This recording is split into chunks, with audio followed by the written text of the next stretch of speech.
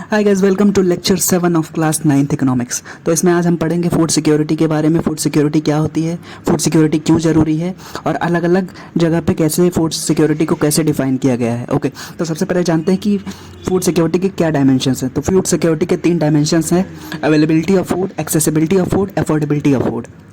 Availability of food मतलब क्या कि या तो फूड जो भी क्रॉप्स हैं आपके देश के अंदर ही, आपके स्टेट के अंदर ही प्रोड्यूस हो रहे हैं तो वो फूड अवेलेबिलिटी कहलाएगी, या फिर अगर आपके देश में प्रोड्यूस नहीं भी हो रहे हैं तो भी आपके देश में अवेलेबल कराए जा रहे हैं थ्रू इंपोर्ट्स और एक्सपोर्ट्स। ओके, तो या फिर प्रीवियस ईयर का स्टॉक बचा हुआ है, पुराना ग्रेनरीज में बचा हुआ है, तो वो भी उसकी वजह से भी आपके लिए फूड अवेलेबल कराया जा सकता है। दूसरा है एक्सेसिबिलिटी ऑफ फूड, मतलब food is with in the reach of every person. Accessible मतलब क्या, जैसे कि ये नहीं कहा जाए कि आप यूपी के किसी गाँव में रहते हैं और आपको चावल लेना है तो कहा जाए कि जाओ दिल्ली में चावल मिलेगा, तो ये एक्सेसिबल नहीं हुआ फूड आपके लिए। ओके, तो एक्सेसिबल मतलब आपके आसपास रहे। अफोर्डेबिलिटी तीसरा क्राइटेरिया है, डायमेंशन ऑफ फूड सिक्योरिटी है अफोर्डेबिलिटी। मतलब ऐसा नहीं होना चाहिए कि आपके पास अवेलेबल भी फूड, मतलब फूड अवेलेबल भी आपके पास, एक्सेसिबल भी आपके नज़दीक में ही है, लेकिन अफोर्डेबल नहीं है। जैसे कहा जाए कि चावल 500 रुपये किलो है तो कौन उनसे खरीद पाएगा, ज़्यादा लोग नहीं खरीद पाएंगे, तो फूड उस केस में अफोर्डेबल नहीं रहेगा। तो affordability means every individual has enough money to buy sufficient safe and nutritious food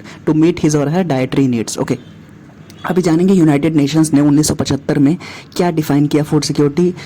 United Nations की नज़र में क्या है, तो food security was understood as availability at all times of adequate supply of basic food stuff. मतलब जितना भी basic food stuff है किसी आदमी को या औरत को सस्टेन करने के लिए, अगर आपके पास सफिशिएंट सप्लाई उसकी है तो आप फूड सिक्योर हैं। ओके, तो अभी जानेंगे अमर्त्य सेन जो कि बहुत बड़े इकोनॉमिस्ट हुए, उनके नज़र में फूड सिक्योरिटी क्या है। तो उन्होंने कहा कि emphasised on the accessibility of food through entitlements. मतलब उन्होंने कहा कि एक्सेसिबल फूड इस तरीके से कराया जा सकता है एंटाइटलमेंट्स के थ्रू। एंटाइटलमेंट मतलब कि you have the right to get something, मतलब आपने किसी सरकार को अगर चुना है तो आपको ये राइट है कि वो सरकार आपके लिए फूड अवेलेबल कराए। ओके, तो अमर्त्य सेन का ये डेफिनेशन था कि he emphasised on the accessibility of food through entitlements. Okay, so it is combination of what we can produce and exchange in the market. Okay,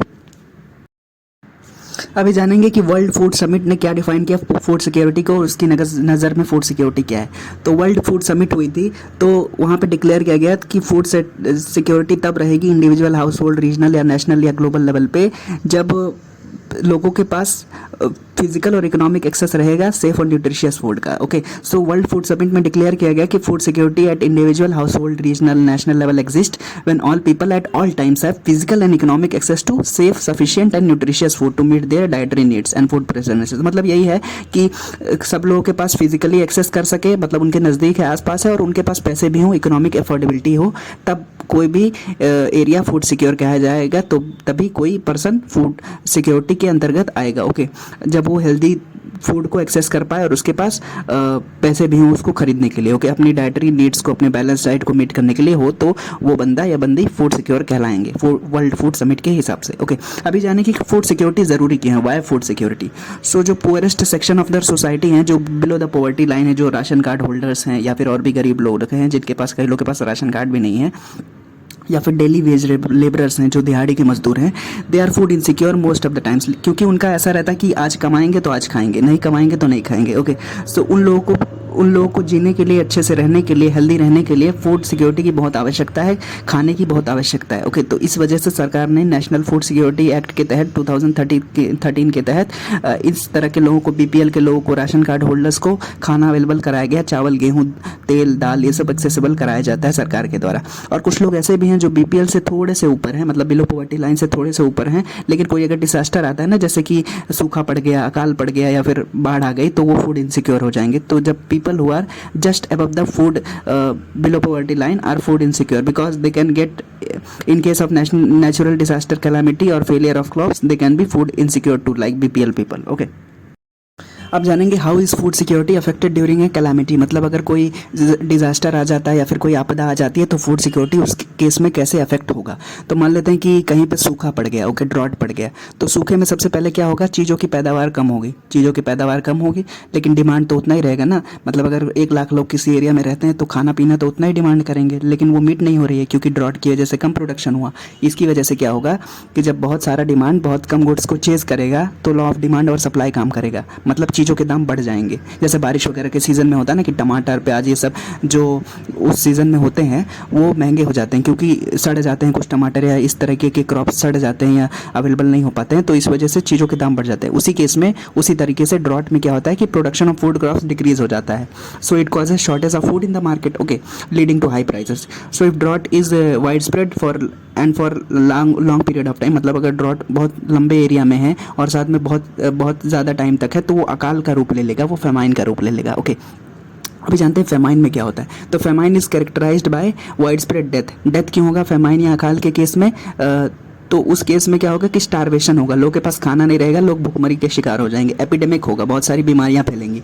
क्यों फैलेंगी? क्योंकि जो पानी है वो गंदा पानी है, कंटामिनेटेड वाटर है और डिकेइंग फूड लोगों को खाना पड़ रहा है अपना पेट भरने के लिए, मतलब सड़ा गला खाना खाना पड़ रहा है, फूड पॉइजनिंग हो जा रही है, ख़राब खाना पड़ रहा है, उसकी वजह से उनके बॉडी पे असर पड़ रहा है और उनके बॉडी लेस रेजिस्टेंस है डिजीज़ के थ्रू, ओके, डिजीज़ के खिलाफ, ओके। जैसे कि फेमाइन ऑफ बंगाल, बंगाल में फेमाइन हुआ था 1943 में, जहाँ पे 30 लाख लोग करीब करीब मर गए थे।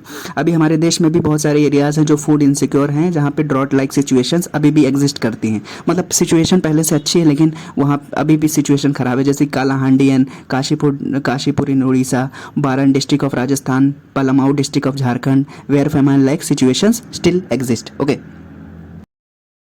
अभी जानेंगे कि how is food security insured.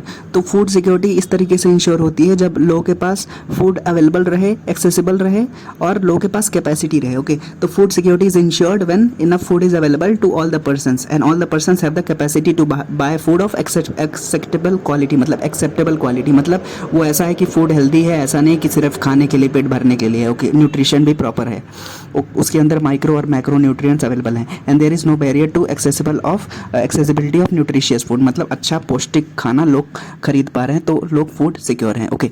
अभी जानेंगे कि कौन से लोग फूड इनसिक्योर हैं, हु आर फूड इनसिक्योर। तो फूड इनसिक्योर वही है जो अच्छे से एक्सेस नहीं कर सकते फूड, जिनके पास पैसे नहीं है, जैसे लैंडलेस लेबरर्स जिनके पास ज़मीन नहीं है खुद की, जो दिहाड़ी पे काम करते हैं, ट्रेडिशनल आर्टिसंस है जिनका बिजनेस ठप हो गया है, पेटी सेल्फ एम्प्लॉयड वर्कर्स हैं जो नाली वगैरह साफ़ करते हैं, या फिर बेगर्स हैं, डेस्टिट्यूट बेगर्स हैं जो मतलब हाशिए पे लोग हैं जिनको मतलब दाने दाने के लिए तरसना पड़ता है। और अर्बन एरियाज़ में मतलब सिटीज़ में वो ऐसे लोग हैं जो इल पेड एम्प्लॉयड काम में करते हैं, जैसे कैजुअल लेबर मार्केट है, मतलब कभी काम है कभी काम नहीं है, तो इस तरीके के लोग। अभी जानते हैं कि what is hunger and what are the dimensions of hunger. तो हंगर मतलब भूखापन, मतलब कोई भूखा है तो उसको क्या कहा जाएगा, ओके। तो hunger it is not an just an expression of poverty, it brings about poverty. मतलब अगर आप भूखे हैं तो काम नहीं कर पाएंगे, काम नहीं कर पाएंगे तो पैसे नहीं कमाएंगे और उस तरीके से फिर से भूखे रहेंगे, okay. So dimensions of hunger देखते हैं। एक तो क्रॉनिक हंगर होता है, दूसरा होता है सीजनल हंगर। तो सीजनल हंगर जैसे देखते हैं कि साइकिल ऑफ फूड साइकिल में होता है, जैसे कि हार्वेस्टिंग हुई तो आपको खाना मिलेगा, कम आपके पास ज़मीन है, लेकिन जब वो चावल गेहूँ ख़त्म हो जाएंगे तो आप मतलब सीजनल हंगर के शिकार हो जाएंगे, मतलब आपके पास खाने को खाना नहीं है। और अर्बन एरियाज़ में होता है कैजुअल लेबर्स के साथ, मतलब आज काम है कल काम नहीं है। अभी देखते हैं दूसरा डायमेंशन ऑफ हंगर जो कि क्रॉनिक हंगर है। क्रॉनिक हंगर एक सीरियस सिचुएशन है जब आपके पास खाने को अच्छा खाना तो होता नहीं है, क्वालिटी में भी नहीं होता, क्वांटिटी में भी नहीं होता, लेकिन बहुत ज़्यादा समय तक नहीं होता जब। तो chronic hunger is described when there is persistent inadequate diet in terms of quality and quantity. मतलब कई दिनों तक जब आपको अच्छा जितना खाना है आपको उतना खाना भी नहीं मिल रहा है और साथ ही साथ क्वालिटी भी नहीं मिल रही, मतलब पौष्टिक पोषण खाना भी नहीं मिल रहा, पौष्टिक खाना भी नहीं मिल रहा है, तो आप क्रॉनिक हंगर के धीरे धीरे शिकार होते जाएंगे, okay. So these were the few things आज हमने जो क्लास में पढ़ा, जैसे कि फूड सिक्योरिटी के बारे में, वर्ल्ड फूड समिट के बारे में, कौन से लोग फूड इनसिक्योर हैं, सरकार क्या कर रही है, और हंगर के बारे में, okay. So if you have any doubts you can ask in the comment section. Thank you so much for watching, bye bye.